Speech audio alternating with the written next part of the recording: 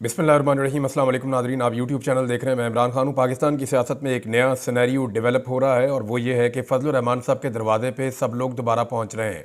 इसकी वजह क्या है? देखें, फजलुर रहमान साहब के पास 8 सीटें हैं कौमी असम्बली की और 5 उनके पास सेनेटर्स हैं। फैसल वाडा फजलुर रहमान साहब के दरवाजे पे पहुँचे और सुनने में आ रहा है कि अभी कुछ और लोग भी पहुँचेंगे, जबकि पाकिस्तान पीपल्स पार्टी की जानिब से बिलावल जरदारी ने भी मुलाकात की फजलुर रहमान साहब से। ये दोनों लोग, बिलावल और फैसल वाडा, दोनों इस्टेब्लिशमेंट के दो बड़े अहम मोहरे हैं और इस्टेब्लिशमेंट का बयानिया इनके ज़ुबान पे होता है। जो इस्टेब्लिशमेंट चाहती है उसके मुताबिक ये चल रहे हैं। गुज़िश्ता चंद दिनों से PMLN ने कुछ ऐसे काम किए हैं कि उन्होंने मलबा उठाकर इस्टेब्लिशमेंट पे डालने की कोशिश की है। यानी जो कुछ भी डी चौक में हुआ, PMLN ने या उनके बहुत करीबी सहाफ़ियों ने जानबूझकर ये खबरें पहले से दी कि रेंजर्स ने सर फाड़ दिए हैं, इतने बंदे मार दिए हैं, या पैरामिलिट्री फोर्सेस ने ये काम किया और वो काम किया और उन्होंने गाड़ियाँ भी तोड़ दी। उन्होंने सारा इल्ज़ाम उठाकर मिलिट्री इस्टेब्लिशमेंट के ऊपर डाल दिया कि ये उनका फ़ैसला है और बाकायदा इसको ग्लोरीफाई किया गया। शहबाज शरीफ साहब ने भी ये काम किया, वज़ीर आज़म ने, और आर्मी चीफ़ की तारीफ़ की जो कुछ डी चौक में हुआ। अब डी चौक में जो हुआ उसको सारी दुनिया एक सानहे के तौर पर ले रही है। एक तरफ सारी दुनिया कह रही है कि डी चौक में जो हुआ वो सानहा है, दूसरी जानिब हुकूमत ये कह रही है कि डी चौक में जो हुआ वो बहुत अच्छा हुआ और वो मिलिट्री इस्टेब्लिशमेंट ने किया और वो आर्मी चीफ़ की उसको लेकर तारीफ़ कर रहे हैं। अब ऐसा क्या है जो फजलुर रहमान साहब के दरवाजे पे सब पहुँचे हैं? एक तो फार्मूला है, वो फार्मूला मैं आपको बता देता हूँ कि क्या करने की तैयारियाँ हो रही हैं, क्योंकि राना सनाउल्लाह भी फजलुर रहमान साहब के दरवाजे पर पहुँच गए और उन्होंने मुलाकात भी की है। ये बहुत इंपॉर्टेंट है। बात खुलेगी जब पाकिस्तान तहरीक इंसाफ का वफ्द जाएगा और जाकर फजलुर रहमान साहब से मुलाकात करेगा। माजी में भी एक ऑप्शन मौजूद थी, वही ऑप्शन मैं आपके सामने दोबारा रखूंगा। लेकिन क्या कोई आईनी तरमीम होने जा रही है? फजलुर रहमान और उनकी जमात ये कहते हैं कि हमारे साथ ज्यादती हुई है। 26वीं आईनी तरमीम में जिन चीज़ों को हमने रोका था उन्हीं चीज़ों के ऊपर बाद में कानून साजी कर ली गई और आईनी तरमीम में इस तरह की एक आईनी बेंच इस तरह का बना दिया गया कि अब उन कानून साजियों को कोई कहीं चैलेंज नहीं कर सकता। यानी आईनी तरमीम के अंदर ऐसी बुनियाद तैयार कर ली गई जिसकी बुनियाद के ऊपर बगैर आईनी तरमीम के जो मर्जी कानून बनाए और उन कवानीन को तहफ़्फ़ुज़ इसलिए मिल जाएगा कि अदालत को कंट्रोल कर लिया गया है। तो ये फजलुर रहमान साहब को बड़ा एतराज़ था और उनकी पार्टी के लोग गाहे बगाहे इस बारे में बात भी करते थे। बहरहाल उनसे मुलाकातें कर रहे हैं वो सियासतदान जो पीपल्स पार्टी और इस्टेब्लिशमेंट के करीब हैं। और फैसल वाडा ने एक स्टेटमेंट दिया था, इसको ज़रा याद रखिएगा, क्योंकि फैसल वाडा वो चीज़ बोलते हैं जो मिलिट्री इस्टेब्लिशमेंट बोलना चाहती है और वो मिलिट्री इस्टेब्लिशमेंट की मदद से ही अभी तक सर्वाइव कर रहे हैं पाकिस्तानी सियासत के मैदान में, और वो अपने मुंह से ये बात कहते हैं कि मैं उन्हीं का आदमी हूँ। अब फैसल वाडा साहब ने ये थोड़े दिन पहले नून लीग के ऊपर चढ़ाई करना शुरू कर दी। उन्होंने कहा जी अगर इमरान खान काबिल कबूल नहीं है ना तो फिर नून लीग भी काबिल कबूल नहीं है, ये पाकिस्तान के दुश्मन है, बहुत बुरे हैं। हालांकि इससे पहले नून लीग उनको पसंद थी, उनको अच्छी लग रही थी। फिर यही फैसल वाडा साहब जो हैं इन्होंने जरदारी साहब के साथ, बिलावल के साथ, मौलाना फजलुर रहमान के साथ, बाकी सबके साथ मुलाकातें भी की हैं। तो फिर आप समझ जाएं कि अब खेल क्या है। माजी में एक ऑप्शन इमरान खान साहब के पास पहुंचाया गया था और उन्हें कहा गया था कि पीपल्स पार्टी और फजलुर रहमान साहब के साथ मिलकर PTI इक़्तिदार पे कब्जा कर ले और PMLN को फारिग कर दे और उन्हें अपोजिशन में भेज दे। शहबाज शरीफ से वज़ारत उज़्मा छीन ली जाए एक अदम एतमाद के ज़रिए से। लेकिन इमरान खान साहब ने कहा कि जनाब पीपल्स पार्टी के साथ बैठने का मतलब ये है कि आप PMLN के साथ बैठ गए, यानी जो PMLN है वही पीपल्स पार्टी है। तो इमरान खान साहब ने ऐसी किसी भी डील से इनकार कर दिया था, लेकिन एक मरतबा फिर ऐसी डील तैयार की जा रही है। देखिए, इस वक्त इमरान खान की मकबूलियत का कोई इलाज नहीं है पाकिस्तान की एस्टेब्लिशमेंट और हुकूमत के पास। एक इलाज सिर्फ यही है कि इमरान खान साहब भी कुछ वैसी ही साजिश करें जैसी साजिश इमरान खान साहब के खिलाफ की गई थी, या किसी ऐसे खेल का हिस्सा बन जाए जिससे ये जो निज़ाम है ये लिजिटिमेट हो जाए, या जो इलेक्शन हुआ है 8 फरवरी 2024 का वो इलेक्शन जो है उसके ऊपर स्टैंप लग जाए कि ठीक है ये इलेक्शन सही हुआ है। अब उसका एक तरीका ये है कि इमरान खान साहब किसी तरह हुकूमत का हिस्सा बन जाए या इस हुकूमत को गिराने के अंदर शामिल हो जाएं और अगली हुकूमत के अंदर शामिल हो जाएं, चाहे वजारतें लें या ना लें। लेकिन इसमें बिलावल वज़ीर आज़म बन सकता है। बिलावल का वालिद पहले ही पाकिस्तान का सदर है, बिलावल को लगता है कि वो इससे वज़ीर आज़म बन सकता है। और दूसरा, क्योंकि बिलावल के बारे में एस्टेब्लिशमेंट बार बार ये वहाँ से आवाज़ आती है कि he is a good boy, ये अच्छा बच्चा है बिलावल और ये लड़का ठीक है, काम करेगा।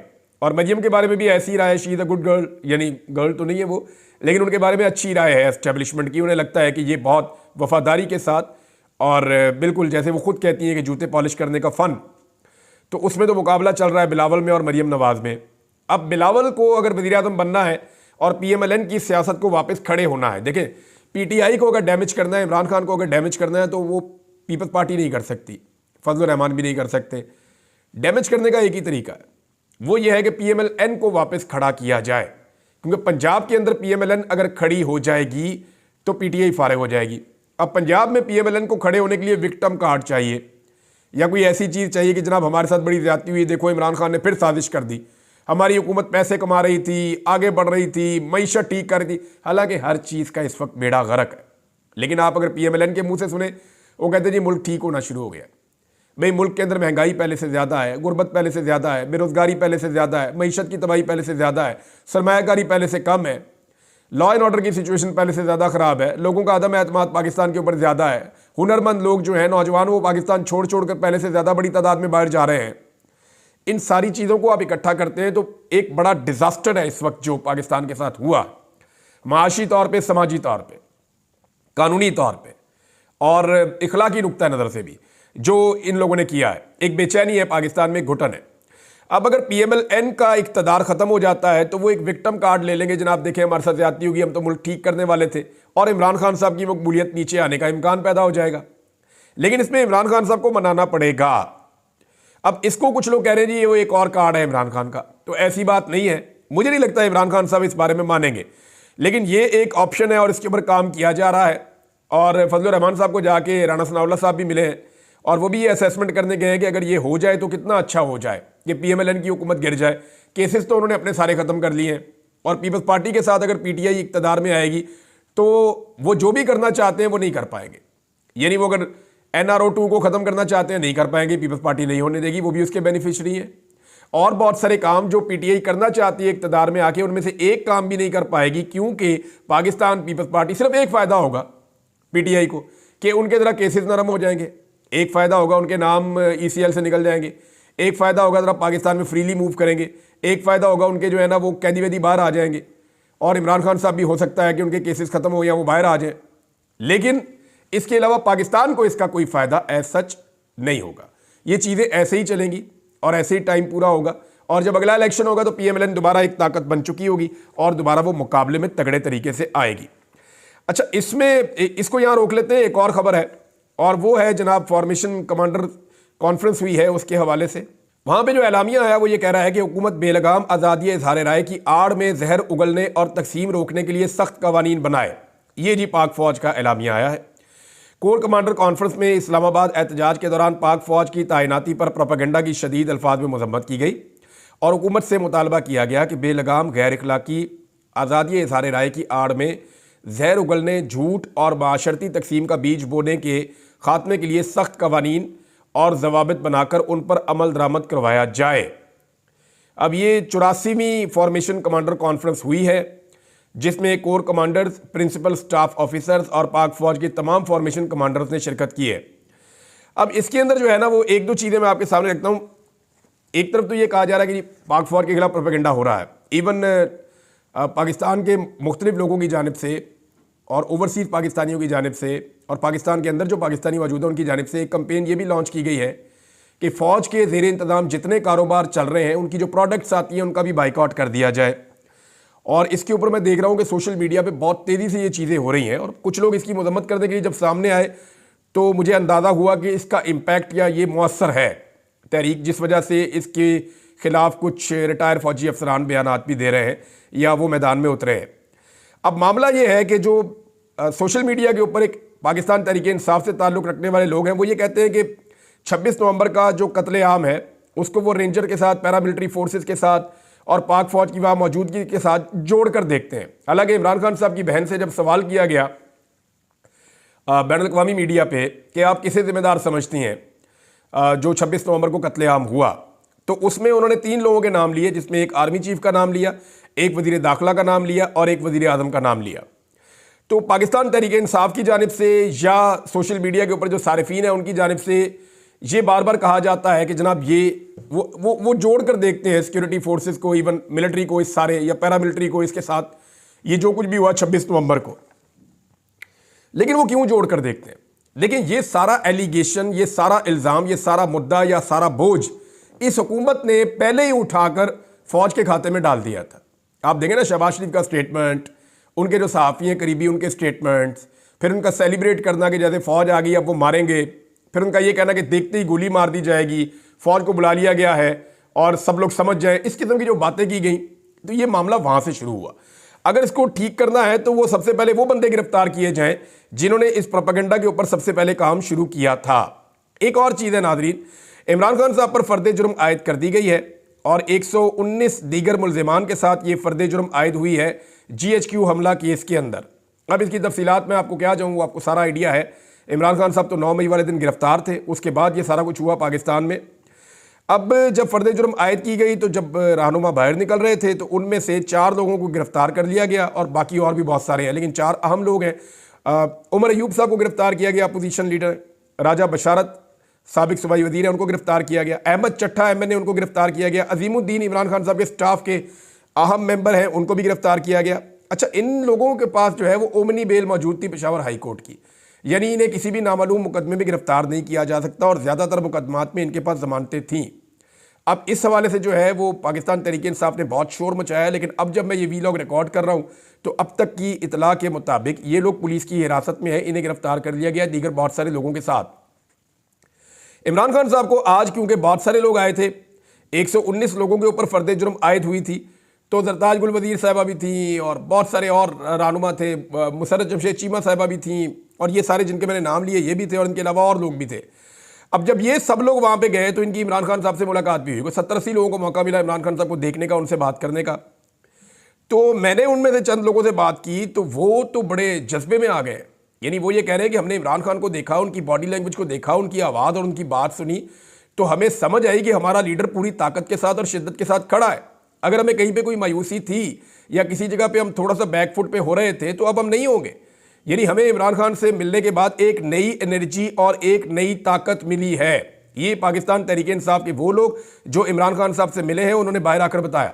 जरताज गुल वजीर साहब ने तो आगे स्टेटमेंट भी दिया कि इमरान खान साहब बहुत दुखी और रंजीदा हैं जो भी 26 नवंबर की रात कत्लेआम हुआ, और वो कारकुनों को कह रहे हैं कि आप हौसला ना हारें, हिम्मत जमा रखें, मैं जल्दी एक नया लायामल दूंगा।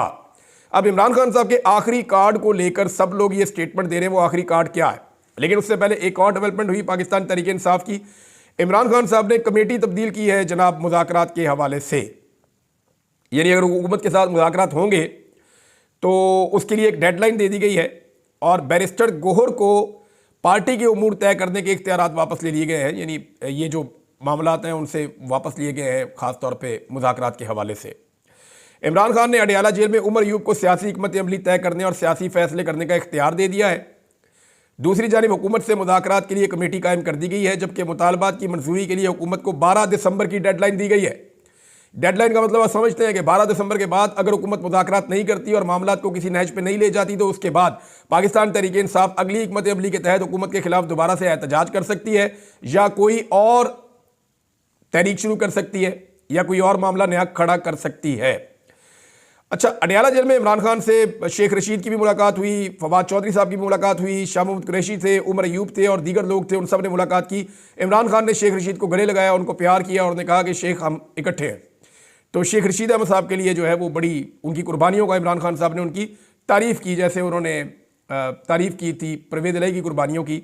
लेकिन परवेज़ इलाही साहब की हालत बहुत ख़राब है, वो अभी खुलकर सियासत नहीं कर पा रहे और उनकी मेडिकल रीजंस हैं उनकी फैमिली के मुताबिक। तो अल्लाह करेगा वो ठीक हो जाएंगे। परवेज़ इलाही साहब हिम्मत वाले आदमी हैं, उन्होंने बड़ी मुश्किल जेल काटी है। मैं जब जेल में था तो मैंने वहाँ लोगों से पूछा तो उन्होंने बताया कि परवेज़ इलाही ने बड़ी मुश्किल जेल काटी और बड़ी तकालीफ बर्दाश्त की हैं। ज़ख्मी होने के बावजूद वो बड़े दिल के साथ जेल में रहे हैं। 12 दिसंबर को पेशावर में इमरान खान साहब ने शोहदा मार्च के इनकाद की हिदायत की है कि पेशावर में शोहदा के लिए एक मार्च किया जाए और उसमें JUI फेस समेत तमाम अपोजिशन जमातों को दावत दी जाए। और 12 दिसंबर की डेडलाइन दी है जिसमें सानिया 26 नवंबर और 9 मई की जुडिशल तहकीकात करवाने और सियासी कैदियों की रिहाई का अल्टीमेटम दिया गया। अब जो ये मुज़ाकरात करने वाले लोग हैं उनमें भी बैरिस्टर गोर शामिल नहीं है। उमर अयूब है, असद कैसर हैं, गंडापुर हैं, सलमान अकरम राजा हैं और साहबजादा हामिद रजा हैं। ये बंदे जनाब अब इसके अंदर शामिल होंगे एहतजाज के हवाले से। ये हैं जनाब अब तक की इन चीज़ों में डेवलपमेंट। और कुछ चीज़ें मैं आपके सामने और रख देता हूँ। एक तो जनाब एक स्टेटमेंट आया और वो स्टेटमेंट ने मेरा दिल ही तोड़ दिया। और ये स्टेटमेंट दिया है बहुत ही निकम्मे, नकट्टू, बेवकूफ़, बुज़दिल, बेगैरत और बेशर्म आदमी ने, जो आर्मी चीफ है जनूबी कोरिया का। जनूबी कोरिया के आर्मी चीफ ने जो है वो नाक कटवा के रख दी है मिलिट्रीज की, और उसने ये कहा कि मुल्क में मार्शल लॉ की कोशिश के मामले पर जनूबी कोरिया के आर्मी चीफ ने इस्तीफा देने की पेशकश कर दी है। ये अली तलोनी साहब ने जो है वो इसको ट्वीट किया है। हम फौज के पेशावराना कामों में माहिर हैं और हम मार्शल लॉ या फौजी हुकूमत में माहिर नहीं है। मुल्क नाजुक दौर से गुजर रहा है और ये बेशरम कह रहा है कि मैं इस्तीफा दे रहा हूं। कैसा बेगैरत आर्मी चीफ है।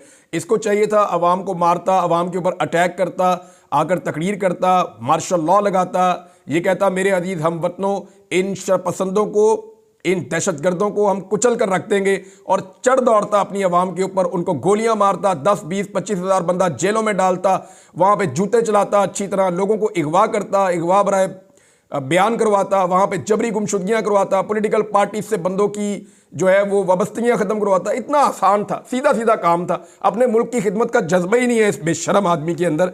ये जो जनूबी कोरिया का आर्मी चीफ है, इसको शर्म आनी चाहिए, इसको सीखना चाहिए कि कैसे काम करते हैं। बहरहाल इस आदमी ने इस्तीफ़ा देने की पेशकश कर दी है और मुझे लगता है कि शायद इसका इस्तीफ़ा मंजूर भी हो जाएगा। इतने कमज़ोर आदमी को किसी भी मुल्क का आर्मी चीफ नहीं होना चाहिए।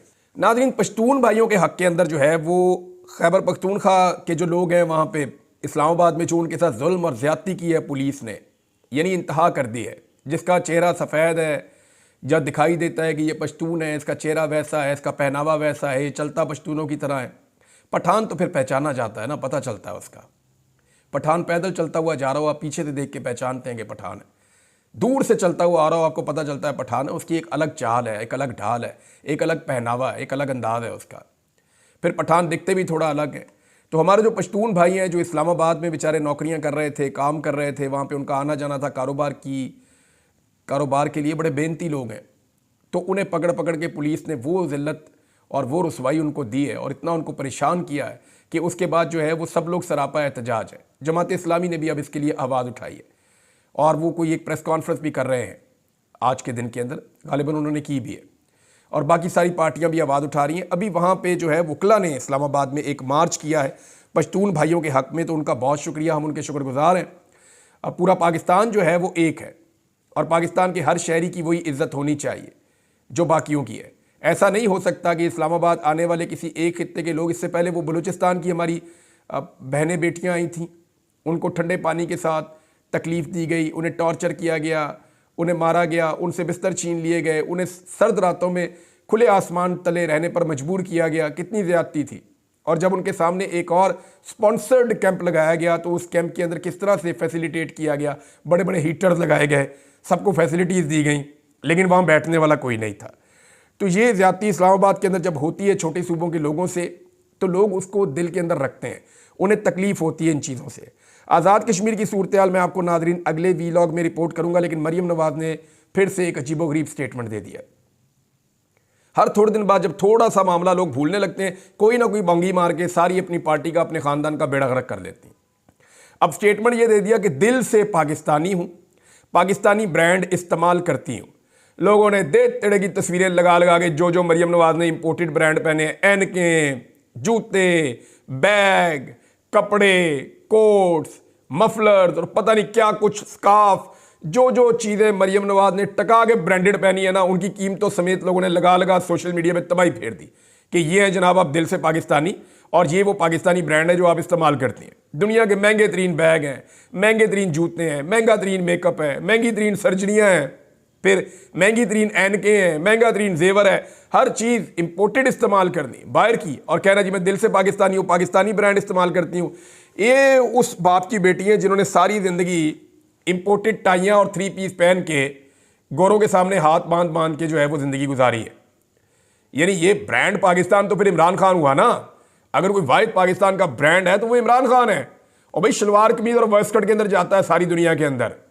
जब से वज़ीर आज़म बना शलवार कमीज़ पहन कर रहा, उसने पाकिस्तान का ब्रांड पहना, कप्तान चप्पल के नाम से उसकी चप्पल का नाम पड़ गया जो वो पहनता है। He is a brand Pakistan. वो एक रियली एक ब्रांड है, पूरी दुनिया में जाता है, अपने कपड़े पहन के जाता है, उसको किसी किस्म का एहसास कमतरी है ही नहीं। नवाज शरीफ साहब जनाब अमेरिकन का कोई पिट्ठू या चपड़ासी भी मिलने आ जाता है ना, तो लाल रंग की टाई लगा के, कोट पहन के, खुशबू लगा के जाके उसके सामने खड़े हो जाते हैं कि मैं तो जनाब आप कंफर्टेबल हो जाए, मैं आप ही की तरह का आदमी हूं। शहबाज शरीफ भी एग्जैक्टली यही करते हैं। इमरान खान से प्रॉब्लम क्या था? ही वो तो ब्रांड, पाकिस्तानी ब्रांड, पाकिस्तानी कपड़े पहनता है, पाकिस्तानी जूता पहनता है और पाकिस्तान की बात करता है। अब तक के लिए इतने ही। अपना ख्याल रखिएगा, अपने चैनल का भी। अल्लाह हाफिज़।